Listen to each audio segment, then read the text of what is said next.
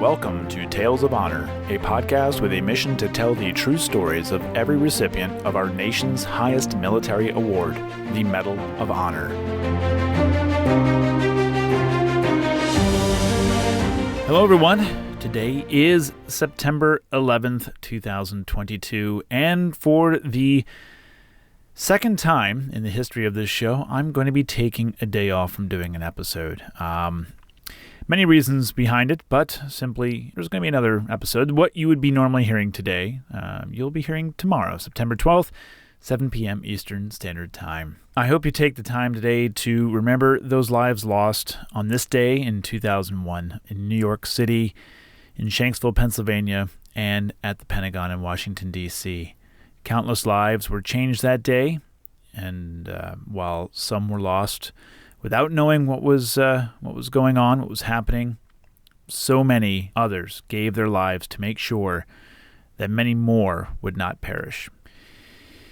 In the meantime, while you're waiting till tomorrow's episode to come out, have a listen to a previously recorded interview from 2018 with the former CEO of the Medal of Honor Museum and the former president and CEO of the 9/11 Memorial and Museum, Mr. Joe C. Daniels. This episode aired back September 12th, 2018, and I figured instead of just letting you hear my voice, you can hear an interview in case you haven't already listened to it. But that is it for now. Until tomorrow, please enjoy your day of remembrance, prayer, and just enjoy a day off. Without any further ado, the interview with Mr. Joe Daniels. I have Joe Daniels on the phone from the Medal of Honor Museum. Joe, how are you? I'm doing great. How are you? I'm well. It's a Thursday morning, so no kids at home, so I'm doing just fine. I'm really thankful for you taking some time out of your schedule to have this talk, and very thankful for, I believe it was Aaron that set this up with us as well. So very thankful for both of you. Excellent. So why don't you go ahead and give the listeners a little bit of introduction to yourself? I mean, they listen to me talk all the time, so it'd be nice to hear from somebody else's voice. Well, absolutely, and I'm very, very thankful to be able to share with your listeners what's going down in Charleston, South Carolina. We're building the National Medal of Honor Museum. I was fortunate enough to be the president and CEO of the 9/11 Memorial Museum in New York City for almost 11 and a half years.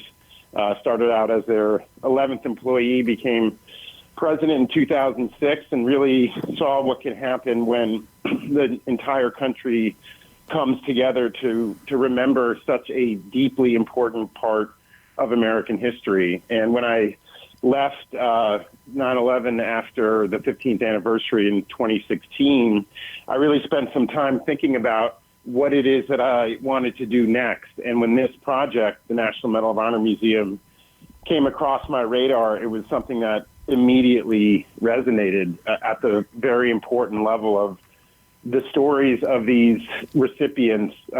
They're incredible stories. They deserve to have a permanent home. And even more importantly, they have an absolute incredible power to inspire future generations who interact with these stories to be brave in their own lives. So I started about 4 months ago, and we're building the momentum, and we're excited to keep rolling. That's cool. That actually leads into one of the questions: is what was the actual motive? Like, what was the aha moment that we should have a museum for the Medal of Honor recipients, since there wasn't one prior to this, I'm assuming? Yeah, I mean, it's been kicking around for a long time. I mean, certainly when you think of our 242-year history as a country, it is the medal itself, and more importantly, the men who have earned it, and those which they would say, you know, they earned it for those that never made it back or who don't wear the medal. This is the kind of history that Americans should know about. And we as a country, across this country, the most important things, whether it's in Washington, D.C. or in New Orleans or many other places throughout the country, we put a stake in the ground to remember what's important to us. So the idea has been around a long time, but now there's just a whole bunch of momentum behind it through the National Medal of Honor Museum. And our goal is to enlist everyday Americans in helping get it done. And I know after the 9/11 experience that it's not a question whether it's a good idea or not. I think everyone agrees that it is. It's a question of, can we execute it? And I'm feeling super positive about that right now. That's good. Actually, that's I want to go back to 9/11 Museum and Memorial real quick. At what point did you go on with that? Was it already in process when you had joined up with that, or did you have to help pretty much from scratch? Yeah, it was interesting. I mean, I happened to be at the Trade Center on 9/11 itself in 2001, and like many people, whether you experienced it at the buildings or you were in New York or honestly watching anywhere around the world, it really had a very deep, powerful impact on me. And a few years later, when they were forming what at the time was called the World Trade Center Memorial Foundation, it was a friend put me in touch with them. I joined as the general counsel. I'm a lawyer by trade. Don't hold it against me. Joined as the general counsel in 2005 as the 11th employee. And at that point, it was just obviously a hole in the ground. Right. And about 11 months into it, our first president sort of got swallowed up by the politics. It was kind of a battlefield promotion. I became acting president, and then Mike Bloomberg became the chairman, and he doesn't care if you're 9 or 90 years old if he thinks you can do the job. And he hired me in 2006, and we went on to raise about $450 million. We, of course, opened the memorial on the 10th anniversary, 9/11, 2011, and then the museum in May of 2014. So it was certainly, on many, many different levels, it was a privilege of a lifetime to work on that project. And when the Medal of Honor project came along, it just felt like it was the right thing to do. I had the experience of taking something, from the ground up and hopefully helping to bring people together to do something that's right for the country. So I jumped at it. Great. Yeah, I don't want to get sidetracked on 9/11 too much there. I'm originally from New York City. My family grew up in New York City. My grandparents immigrated to New York City. So it was a very, very powerful day for, many, many people, of course, but it definitely had an impact with my future with joining the military. I was 15 at the time, so I had to wait a few years, but definitely a big impact. And it's also a big impact on a lot of people who, I know I wasn't the only one. Many people joined after that, and actually a lot of the Medal of Honor recipients that I've covered in the podcast and we all know about, are from that generation too, who have gone in because of the war on terror and everything like that. So it is related, and it's not related. Yeah, I would just say, on that front point, I don't think it's, that side of the story is so important to tell. And when I was the CEO at the 9/11 Memorial, I met tons of very interesting people. But my favorite and really most meaningful visits were when we had just what you're saying, guys who, because of 9/11, made a choice to serve and defend this country. And what I can tell you for sure is that when we build the Medal of Honor Museum, there will be a very, very significant focus on that aspect of the story, because I think it's such a important part of it. We actually just added a new board member. We added 5 new board members last week. One of them is the sister of a former Top Gun pilot, Chick Burlingame, who was the pilot of Flight 77 that was crashed into the Pentagon. And making that connection between what we felt and what people did after 9/11 to the medal is super important to the whole organization, and you'll be able to see that when we open this museum. That's great, and I'm telling you, you are the king of segues here. It's like my next question was going to be who is going to be active within the museum. I know you. I had heard something about former presidents being on the board as well, and I see Kyle Carpenter is very active as well. Yeah, Kyle. I mean, Kyle is just a wonderful guy, and he, I was fortunate enough years before I even thought about this job or knew about this job. Kyle came after he was awarded his medal. He came to the 9/11 Memorial, and so it's really come full circle. I've been able to work with him on this project. He recently recorded an awesome video for us that we put out across social media advocating for the support for the museum. we also, as a part of this new slate of directors we added last week, there are 2 Medal of Honor recipients today who are currently on active duty. One is Ed Byers, who's a SEAL. The other guy is in the Army, Will Swenson, and he joined our board officially. And again, it sort of represents, as important, deeply as important as it is to remember the long history of the medal and of all of the conflicts, Vietnam, everything before that. There's something really powerful for kids when they see themselves in people that have joined up to serve. And so having that younger generation represented in this museum is a huge priority. Oh, absolutely. I know when I do my episodes, I try to do a little bit of history on every single recipient, and I'm upset when there's not a lot of information of them and of the person when they were in their younger days, because they're people just like everybody else. They just happen to be there at the exactly. Whether you want to say it's the right time or the right place or the wrong time or however you want to say it, they were there and they just chose to do something above and beyond what needed to be done. And but it's crazy when you see some of these stories like, oh well, they worked in a shoe factory and they're just a normal person. But it's crazy even within the military. When I started, I received a few messages from like Dakota Meyer. Like I get all giddy because I'm like, oh my goodness, this guy's, I don't want to say that we idolize them, but it's weird. Even though they are normal people, there's just something about them. It's kind of like a celebrity within the community.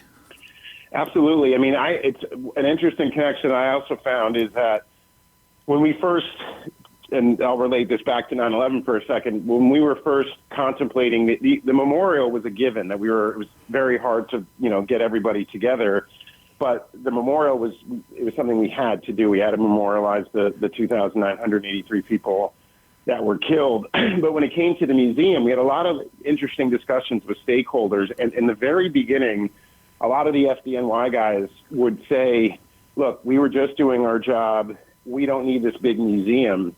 But then when we talk to them about it's really not about them. It's what their stories and their experience can do for others, for future generations. They got that right away and were really supportive of it. And similarly with the recipients, it's such a humble crew for the most part. And they are all about, to every single recipient that I've had the chance to speak to, it's always about others, why they did it. It's not about themselves. But they're really supportive of this because of that proposition that, whether it's Kyle Carpenter or any of the other guys, that their stories are going to impact kids who are going to be, in situations where it's hard to do the right thing at personal risk, watching, let's say, being a silent witness to some poor kid getting bullied. But because he's seen the stories of Kyle Carpenter and Sal Junta and all these other guys, they're going to, in that moment, step forward and say, hey, leave that kid alone. And that's one of the reasons why we're doing this is to inspire others. I couldn't agree with that more. I have 2 kids. I have 2 daughters. And I think the number one thing that they're probably sick of me saying over and over is I try to preach integrity over and over. It's doing the right thing no matter who's watching. Absolutely. And if that's the message I can get, if that's the worst thing I do is repeat that over and over, I guess I'm doing okay. Yeah, I'm in the same boat. I've got a 15 boy, 13 girl, and 10 girl. And, they are growing up, and I know every, generation of parents laments what it used to be like. But the truth is that, these kids are growing up in this crazy age of social media. And, it's the getting back to this core of, and I say the same thing that you say, which is you have to do it's about doing the right thing regardless of if anyone's watching or not. And that very fundamental lesson is so important. And we're hoping the museum can, move the needle on that a little bit. So moving on to the museum here, is it still a concept as far as design and whatnot? I think I saw a while back a little bit of there was a town meeting, I guess, for the design and whatnot. What is where is it sitting currently?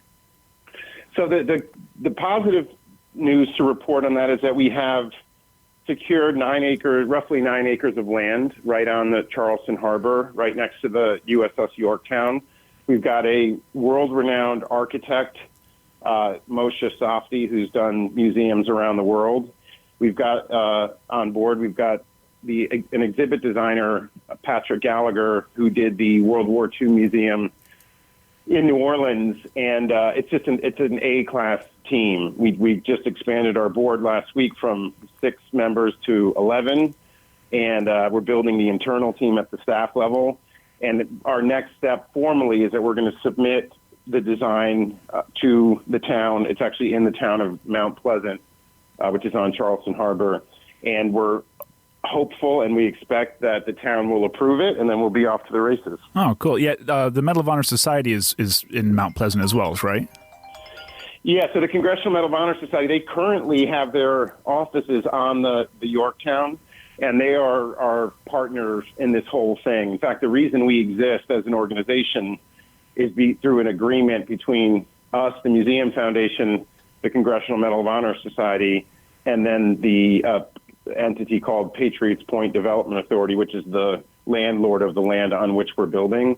Mm-hmm. When we build this museum, one of the things we'll be doing is creating expanded office space for Medal of Honor Society staff, and we're working closely with Drew Dix, who's obviously a recipient and president of the society, and it's really a collective effort. Cool. And is there a projected date? I know it's kind of maybe a little early, but is there a projected date that this all wants to be done? Well, I'm all about dates, and what we used to, during the sort of difficult times at 9/11, 2007, 2008, when everybody was fighting, and the Port Authority and the government officials, we put out there the date that basically said it's not up to us on the 10th anniversary of 9/11 whether the eyes of the world will be on the site. We can't control that. What we can control is whether or not we have a memorial that the city, the state, and the country can be proud of, and that really was a harnessing incentive for people to work together. So we've set a date for this project of March 25th, 2023, which is National Medal of Honor Day. Mm-hmm. And, National Medal of Honor Day doesn't get enough exposure. So we think that by opening on that day, when we have every living president, every living Medal of Honor recipient and their families, thousands of veterans and thousands of members of the public, it's going to put a real focus on that day and help give it the meaning that it deserves. Well, I will put that in my calendar because I will have to make a trip down there that day. 100%. Yeah, it's actually not that far away. It's only, it'd probably be, well, actually, no, it probably would be about 11-hour drive for me, but worth it. I've done worse for less, so. Exactly. So, okay, it looks like I got all my bullet points here. Now, one thing I didn't have written down here, but is there anything you need, like you need from the community in order to get the word out there or whatnot? Is there anything you guys need from the public?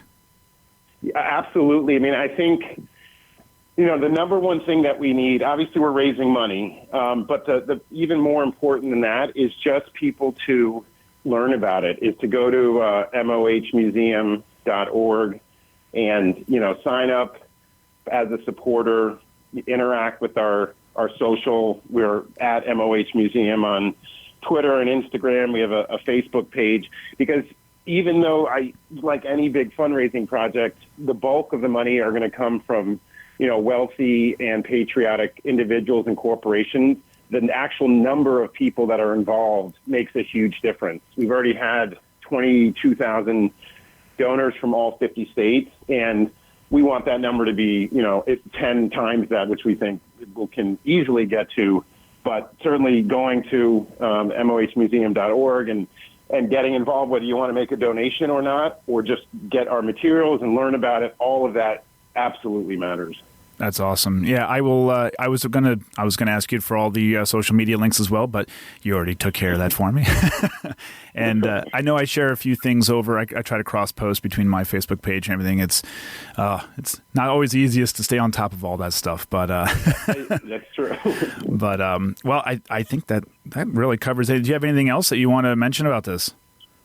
No, I just I want to basically say that when you think about how things are today in our society, it seems that there are fewer and fewer things that we can come together around as Americans, and the Medal of Honor is without question one of those things. And we believe that this museum will be America's next national treasure. And the fact that it will have such a deep value-based component to it, and will be incredibly engaging. I mean, I think one of the lessons I learned from working at on the 9/11 Museum is that the best way for a museum to have impact is to make sure that the stories you tell and how you tell them really engage visitors emotionally. And obviously the stories of the recipients, it's just all built in. And so by having such a world-class team, we are going to make sure that, and it's not just kids. I mean, adults are every day faced with the same questions, same hard choices to make. But every visitor who goes through that museum is going to have what I think will be an unrivaled and unforgettable experience. And I think at some point it's the kind of place that every single American should come and visit. Yeah, what's crazy is when I've looked at I think I've done 130 episodes so far, and each story, some of them, I mean, they're all obviously important. The definition of valor has changed throughout the decades. Back in the Civil War, valor was capturing a Confederate flag. That was, you got a Medal of Honor if you were able to capture an enemy flag, because that was considered the most dangerous thing that you could possibly do. And then you fast forward to today, where obviously the conflict has changed, the scenery has changed, so the definition has changed a little bit as well too. But at the same time, it was doing the right thing. And some of the stories just make you wonder, like, how is Superman not based off of these people? Like, it's exactly. it's I couldn't crazy. agree more. Absolutely. But, well, Joe, I really appreciate your time. That's all I got for you, unless you have anything for me. But no, this was great. I really appreciate the chance to talk about it. And, we're happy at any time to help out with this. And throughout this process, I think it's going to be very interesting how you take basically plans on paper and just a piece of landscape, and you'll see over the next few years actually coming up from the ground, and we'd love to have you along with us on that journey. I would. I'm hooked now. So, great. And if it ends up being as powerful as the 9/11 memorial, I actually have not been to the museum yet. It's just timing never worked out. I'm not that far away. I should just go one day. But the memorial itself, man, I took my kids there a few years ago, and they had I just couldn't speak. There was nothing. It was just so powerful for me. And actually, one of my mom's school age friends was a firefighter who died on that day, and I was able to find his name for her on the wall. And which, awesome. Ironically, I just happened to walk into the park on the exact corner that he was at. It was perfect location. I'm like, okay, I'm gonna have to walk around 8 corners to find his name, and I had it within 2 minutes, so I was really happy about that. That's incredible. And I think it's really instructive that project, because during its development there was so much different ideas about how to do it. I mean, you have almost 100,000 plus 9/11 family members. You've got all of these interests. You've got a country that is staring at a hole in the ground. So everyone's got different ideas. But when we opened the memorial on the 10th anniversary, 9/11/2011, and for the first time, thousands of family members came onto the plaza and found the name of their loved ones etched in bronze forever. Mm-hmm. All of the sort of the tumult just faded away, and family members who it was a privilege to get to know over so many years, were expressed so much gratitude that the country decided that they wanted to memorialize their son or daughter or mother or father. And I think it's going to be the same way here at the Medal of Honor, that it's going to be a place that everyone's going to need to take a visit to. I was actually just thinking that, I have a feeling you're going to end up meeting people who are going to say, so-and-so was the person who ended up saving my son's life, or something along those lines. I have a feeling that's going to happen. Or later on, my dad was the one that was there. I think you're going to end up finding the same similar situation as well, which will be pretty nice. Well, I really appreciate your time, Joe. If there's anything you ever need from me or any of my listeners, just don't hesitate to ask, and we'll go from there. All right. I really appreciate it, man. Have a good day. Thanks. You too. Thank you for listening to Tales of Honor, and if you enjoyed the show, please be sure to subscribe and tell your friends and family. Tales of Honor is written and produced by Christoph Ambrosch, and theme music is Loyalty and Duty by Floruz Music. If you have any questions, you can send an email to talesofhonorpodcast@gmail.com, and please be sure to visit talesofhonorpodcast.com for more episodes and information.